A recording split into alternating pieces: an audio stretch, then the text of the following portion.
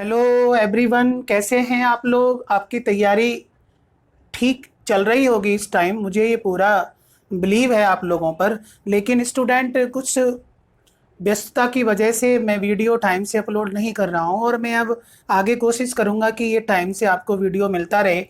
Previous class के अंदर आपको पता होगा कि मैंने आपको माइक्रोन्यूट्रिएंट्स की टॉक्सिसिटी को एक्सप्लेन किया था और उसमें मैंने आपको एक एग्जांपल दिया था मैग्नीज टॉक्सिसिटी। और वहाँ पे मैंने एक्सप्लेन किया था कि प्लांट्स के अंदर जब मैग्नीज हाई कंसंट्रेशन में होता है, मींस क्रिटिकल कंसंट्रेशन से ज़्यादा अमाउंट में यदि प्रेजेंट होता है, ठीक है, सॉइल के अंदर फिर हाईली एब्जॉर्ब होता है, तो that become toxic to the plant. तो इस सिचुएशन में जो मैग्नीज की जो टॉक्सिसिटी है, that causes the deficiency of magnesium, iron and calcium. तो ये डिस्कस किया था लास्ट टाइम। और आज जो बच्चों मेरा टॉपिक है वो मैकेनिज्म ऑफ मिनरल एब्जॉर्प्शन, इसको मुझे आपको बताना है। Mechanism of mineral absorption, mineral absorption का मैकेनिज्म आपको समझना है। स्टूडेंट्स, आपको ये पता है कि सॉइल के अंदर बहुत सारे मिनरल्स एग्जिस्ट करते हैं क्योंकि सॉइल एक रिजर्वॉयर है। और वहाँ पर मैंने आपको ये भी डिस्कस किया था कि डिफरेंट प्लांट्स के अंदर 60 से अधिक एलिमेंट एग्जिस्ट करते हैं और हमें ये पता है कि अब तक 105 एलिमेंट्स डिस्कवर्ड हुए हैं, जिसमें से 60 से ज़्यादा एलिमेंट डिफरेंट प्लांट्स बॉडी में हमें मिल जाते हैं। और लेकिन इन सभी एलिमेंट्स में 17 जो एलिमेंट हैं वो इसेंशियल एलिमेंट जिनको बोला गया है। ठीक है, अब यहाँ पर मैं मैकेनिज्म की बात करता हूँ। तो इसके मैकेनिज्म में 2 फेजेस एग्जिस्ट करते हैं। 2 फेजेस में इसको हम स्टडी करेंगे, जिसमें फर्स्ट आप देखिए, फर्स्ट एपोप्लास्टिक पाथवे आ जाता है और सेकंड सिम्प्लास्ट पाथवे आ जाता है। अब स्टूडेंट, आपको ये देखना है कि rapid Uptake of minerals into the cell या by the cell through free space, that is outer space।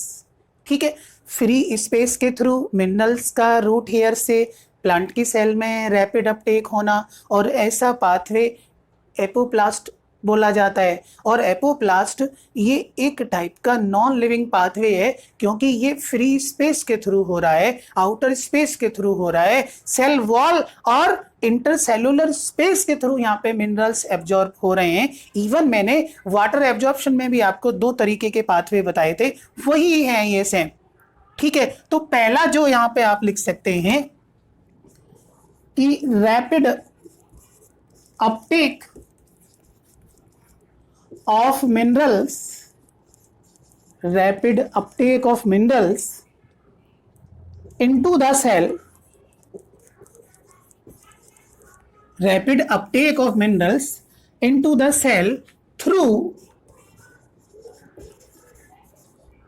free space,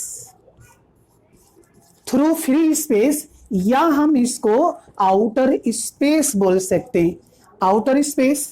ठीक है, तो सीधा क्या है कि जो मिनरल्स की रैपिड अपटेक है वो फ्री स्पेस के थ्रू फाइनली ये सेल्स के अंदर मिनरल्स क्या हैं, एब्जॉर्ब हो जाते हैं। और इस तरीके का जो पाथवे है इसको हम एपोप्लास्ट बोलते हैं, एपोप्लास्ट इसको बोला जाता है। और एपोप्लास्ट ये एक नॉन लिविंग पाथवे है।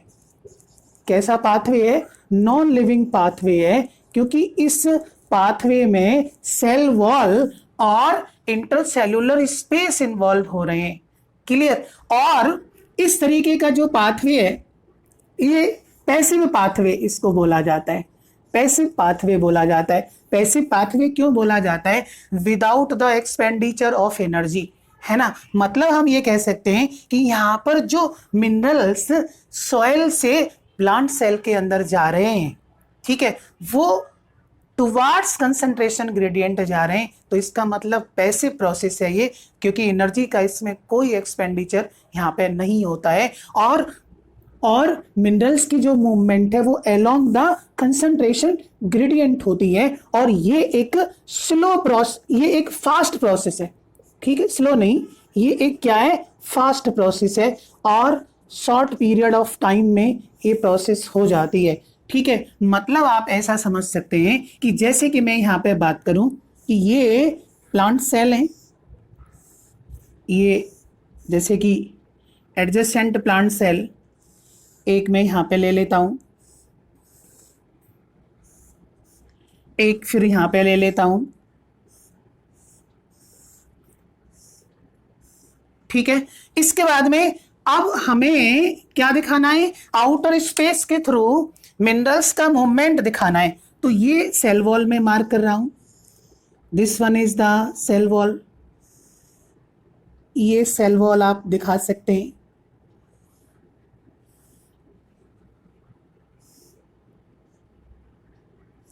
ये cell wall,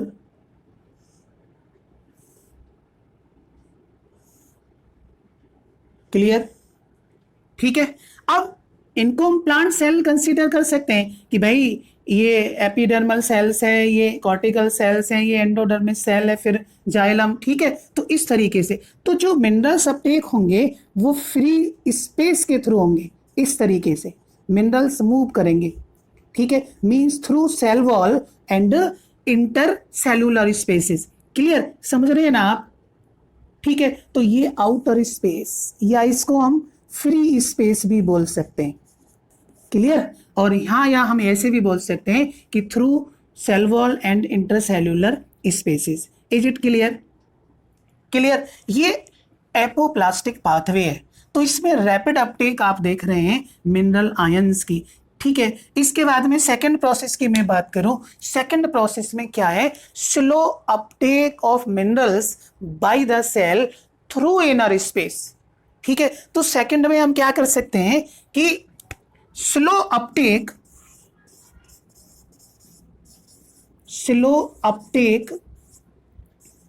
bye mineral ions, slow uptake by mineral ions through inner space, ठीक है, मीन्स या टू क्रॉस सेल मेम्ब्रेन, है ना। और इस तरीके के पाथवे को क्या बोलते हैं स्टूडेंट, सिम्प्लास्ट, क्या बोलते हैं, सिम्प्लास्ट बोलते हैं। और सिम्प्लास्ट ये आप देख सकते हैं कि ये लिविंग पाथवे है, ठीक है, लिविंग पाथवे है, और ये एक पैसिव प्रोसेस, एक्टिव प्रोसेस है। क्या है ये, एक्टिव प्रोसेस है, क्योंकि इसमें जो मिनरल्स की मूवमेंट आप देख रहे हैं वो अगेंस्ट कंसंट्रेशन ग्रेडियंट होती है, मींस इसमें एनर्जी का क्या है, एक्सपेंडिचर होता है, लेकिन ये एक स्लो प्रोसेस है, क्या है, स्लो प्रोसेस है। तो इस तरीके से आप सिम्प्लास्ट को समझ सकते हैं, ठीक है। मतलब आपको जैसे वाटर एब्जॉर्प्शन आपने स्टडी किया था, इसी तरीके से मिनरल का एब्जॉर्प्शन भी हम कर लेते हैं। और स्टूडेंट आपको ये पता है कि मैंने ट्रांसपोर्ट एंड प्लांट में भी आपको बताया था कि यदि सॉइल के अंदर मिनरल की कंसंट्रेशन ज़्यादा है रूट हेयर सेल से, तो मिनरल्स पैसिवली एब्जॉर्ब हो जाएंगे, ठीक है। और यदि सॉइल के अंदर मिनरल कंसंट्रेशन कम है और रूट हेयर्स के अंदर ज़्यादा है, तो मिनरल्स एक्टिवली एब्जॉर्ब होते हैं। इवन आप ये कह सकते हैं कि मिनरल का जो एब्जॉर्प्शन है वो दोनों तरीके से होता है, एक्टिव मैनर में भी और पैसिव मैनर में भी होता है, ठीक है। यहाँ पे एक बात और आप समझ सकते हैं, वो ये है कि यहाँ मूवमेंट ऑफ आयंस आप देखते हैं, ठीक है। आयंस की मूवमेंट को फ्लक्स बोलते हैं स्टूडेंट, क्या बोलते हैं, फ्लक्स बोला जाता है। और यदि आयंस की मूवमेंट सेल के इनसाइड हो रही है तो इसको बोलेंगे हम इनफ्लक्स, और यदि आयंस की मूवमेंट सेल के आउटसाइड हो रही है तो इसको बोलेंगे ई फ्लक्स। Is it clear? तो ये आपका मैकेनिज्म हो गया मिनरल एब्जॉर्प्शन का। Is it clear? तो पहला जो पाथवे है जो कि एक फास्ट मैकेनिज्म है वो एपोप्लास्टिक पाथवे है, और दूसरा सिम्प्लास्टिक पाथवे है, ये एक स्लो मैकेनिज्म है। ठीक है। और इवन आपको ये बात ध्यान रखनी है कि जो प्लांट मिनरल एब्जॉर्ब करते हैं वो एक्टिवली और पैसिवली दोनों तरीके से मिनरल्स को एब्जॉर्ब करते हैं। क्लियर। अब नेक्स्ट में यहाँ पे आपसे डिस्कस करूं कि ट्रांसलोकेशन ऑफ मिनरल्स, मिनरल्स का ट्रांसलोकेशन किस तरीके से होता है प्लांट की बॉडी में। तो ट्रांसलोकेशन के लिए जैसे कि हमने वाटर का ट्रांसलोकेशन देखा था, तो वाटर के साथ साथ क्या है, मिनरल्स भी ट्रांसलोकेटेड हो जाते हैं। ठीक है, कैसे होते हैं, वो सेम मैकेनिज्म है। और इसमें जो इन्वॉल्व होता है मेनली क्या है, जाइलम टिश्यू इन्वॉल्व होता है। तो नेक्स्ट आप एक बात समझ सकते हैं कि ट्रांसलोकेशन ऑफ मिनरल्स, और ट्रांसलोकेशन आप बच्चों समझते हैं कि लॉन्ग डिस्टेंस ट्रांसपोर्ट को हम क्या बोलते हैं, ट्रांसलोकेशन। और ये ऑलवेज कॉम्प्लेक्स परमानेंट टिश्यू की हेल्प से होता है। और यहाँ पर जो कॉम्प्लेक्स परमानेंट टिश्यू इसमें पार्टिसिपेट करता है वो जाइलम होता है। ठीक है, तो जाइलम के थ्रू ही मिनरल्स भी क्या है, ट्रांसलोकेटेड हो जाते हैं प्लांट्स की बॉडी में। और ये साइंटिस्टों ने एक्चुअली में आइडेंटिफाई किया था जाइलम सेप को स्टडी करके। ठीक है, जाइलम सेप के अंदर आप जानते हैं कि वाटर होता है, मिनरल्स होते हैं, इसके बाद में इनऑर्गेनिक और ऑर्गेनिक नाइट्रोजन भी प्रेजेंट होते हैं। ठीक है, तो साइंटिस्टों ने रेडियो आइसोटोप्स टेक्निक की हेल्प से, रेडियो आइसोटोप्स टेक्निक की हेल्प से यहां पर पर्टिकुलर मिनरल्स को आइडेंटिफाई किया था जाइलम सेप में, एंड कंफर्म किया था कि मिनरल्स का जो ट्रांसलोकेशन है it is also done by the xylem tissue. और जाइलम का आप देखते हैं कि यूनिडायरेक्शनल ट्रांसपोर्टेशन होता है। क्लियर। तो इस तरीके से आप यहाँ पे ट्रांसलोकेशन को समझ सकते हैं मिनरल्स में। क्लियर। नेक्स्ट मैं बात करूं कि soil as a reservoir of essential element, तो नेक्स्ट आप स्टूडेंट हेडिंग डाल सकते हैं कि soil as a reservoir of essential elements. Soil as reservoir of essential elements। Clear. Soil as reservoir of essential element. Actually में student क्या है कि यहां पर दो मैकेनिज्म काम करते हैं, मींस दो मैकेनिज्म की हेल्प से जो मिनरल्स हैं वो सॉइल में ऐड होते हैं। ठीक है, तो minerals is added in the soil by two mechanism. ठीक है, जिसमें पहला आ जाता है, फर्स्ट आ जाता है वीदरिंग। फर्स्ट क्या आ जाता है, वीदरिंग आ जाता है। और वीदरिंग क्या है कि the phenomena of break down of rock into the soil. Rock into the soil means rock से सॉइल बनने की जो प्रोसेस है इसको वीदरिंग बोला जाता है।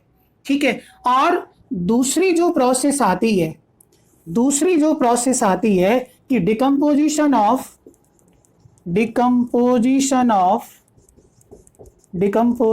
Of dead organic matter.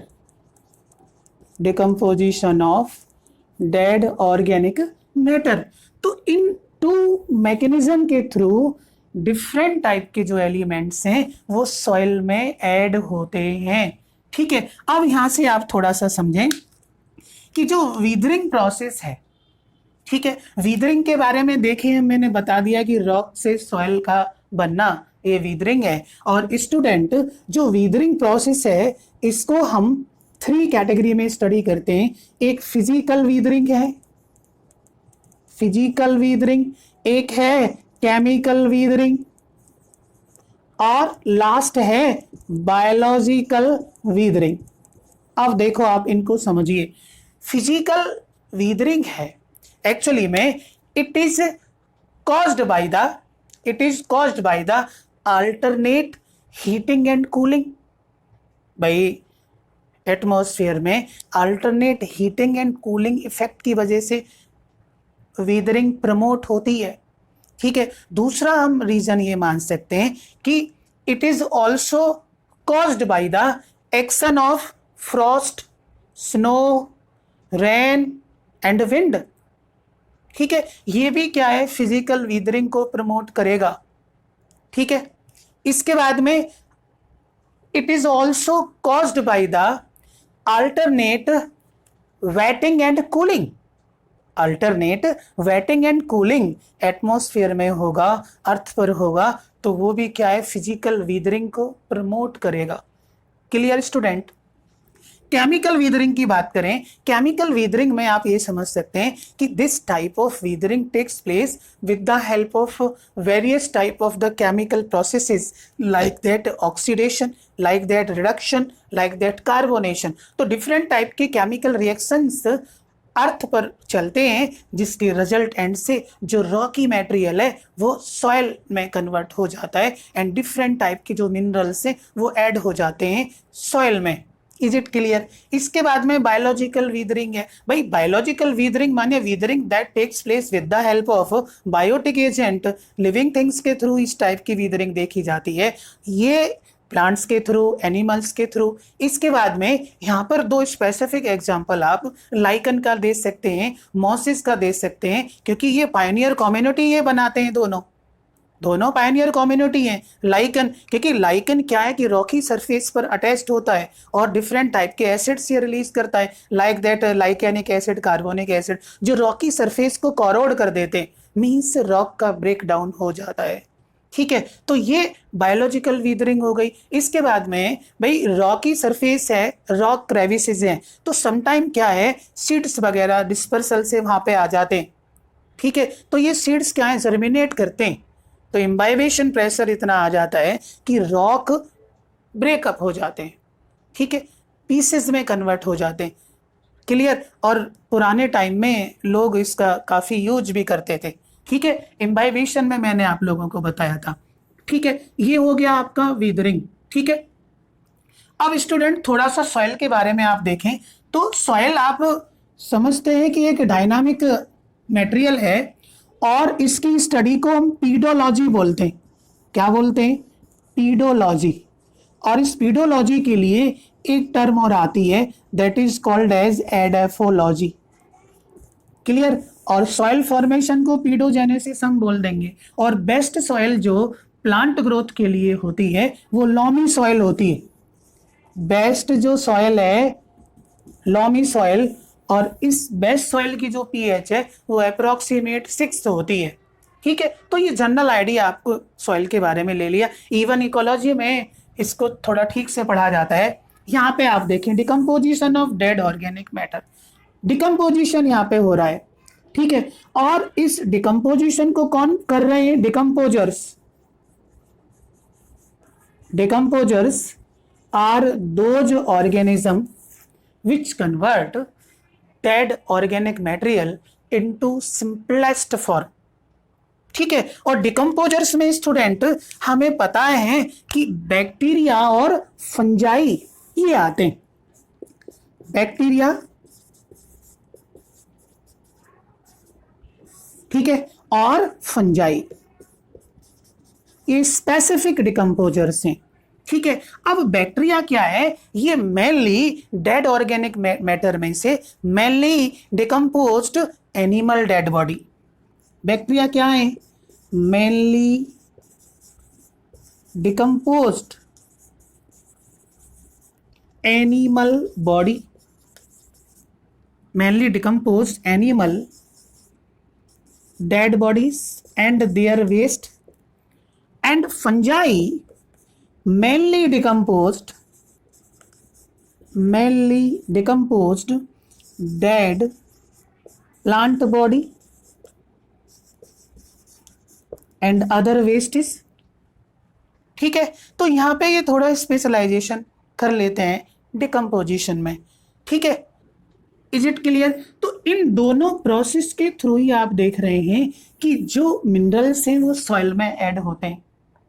Clear? क्योंकि स्टूडेंट जो लिविंग है ना, उसकी बॉडी क्या है, ऑर्गेनिक होती है, और उस ऑर्गेनिक बॉडी में से इनऑर्गेनिक सब्सटेंसेस को सेपरेट आउट करना ये डिकम्पोजिशन में होता है।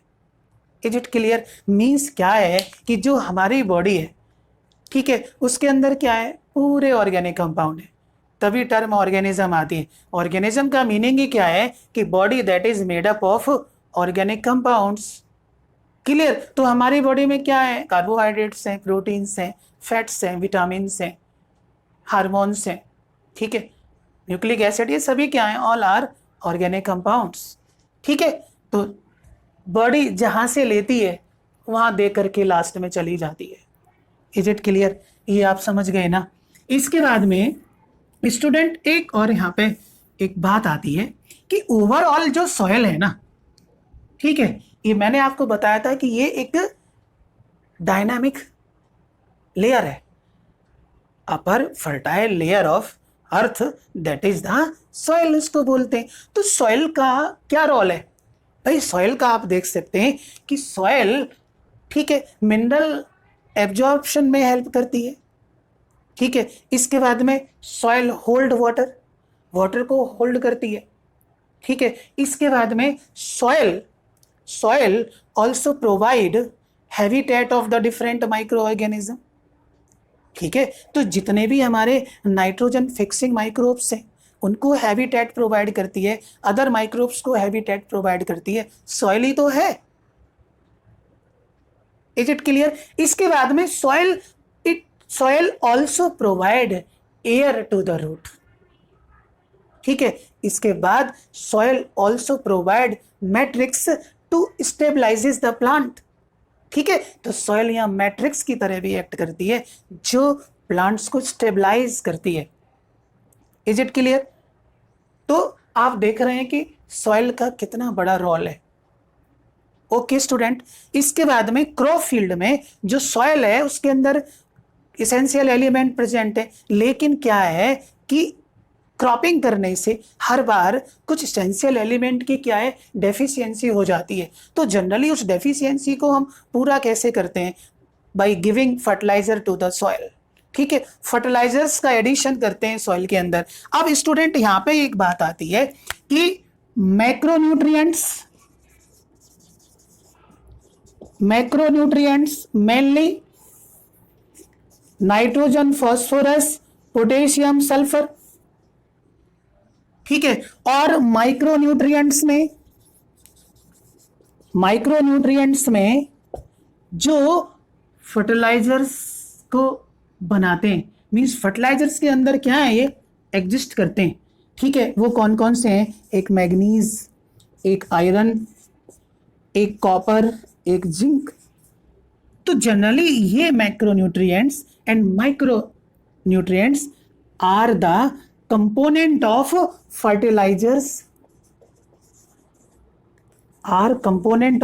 फर्टिलाइजर्स, और फर्टिलाइजर अकॉर्डिंग टू नीड, ये टाइम टू टाइम हम सॉइल में इन फर्टिलाइजर्स को क्या है, ऐड करते हुए चले जाते हैं। और स्टूडेंट आपको मैंने एक बात और बताई थी कि इन 4 मैक्रोन्यूट्रिएंट्स में जो 3 हैं इनको तो क्या बोला जाता है, क्रिटिकल एलिमेंट्स बोला जाता है। और इन एलिमेंट्स की तो ऑलवेज क्या है, डेफिशिएंसी सॉइल में बनी रहती है, तो इनको क्या बोलते हैं, क्रिटिकल एलिमेंट बोलते हैं। क्या बोलते हैं? क्रिटिकल एलिमेंट्स बोलते हैं। तो इस तरीके से सॉइल यहाँ पर रिजर्वॉयर है डिफरेंट टाइप के एलिमेंट्स की। आप समझ रहे हैं मेरी बात? क्लियर? तो ये प्रोसेस आपकी हो जाती है। बच्चों आपसे मैं फिर सॉरी बोलता हूं कि मैं लेक्चर आपको टाइम से नहीं दे पा रहा हूं, लेकिन कोई बात नहीं है, आपके पास स्टडी मटेरियल काफ़ी है और मैं ये कोशिश करूंगा कि अपना जो वीडियो है टाइम से आपको देता रहूं। तो आप मेहनत करते रहें बस, क्योंकि अब थोड़ा टाइम है। मैं आप लोगों से बार बार इस बात को कह रहा हूं कि आपको सक्सेस मिलेगी, गारंटी से मिलेगी। आप अच्छे से लगे रहें, मेहनत करते रहें student. All the best student. और यदि आपको मेरा चैनल अच्छा लगता है आप इसको लाइक करें, शेयर करें और सब्सक्राइब करें student. All the best, see you again.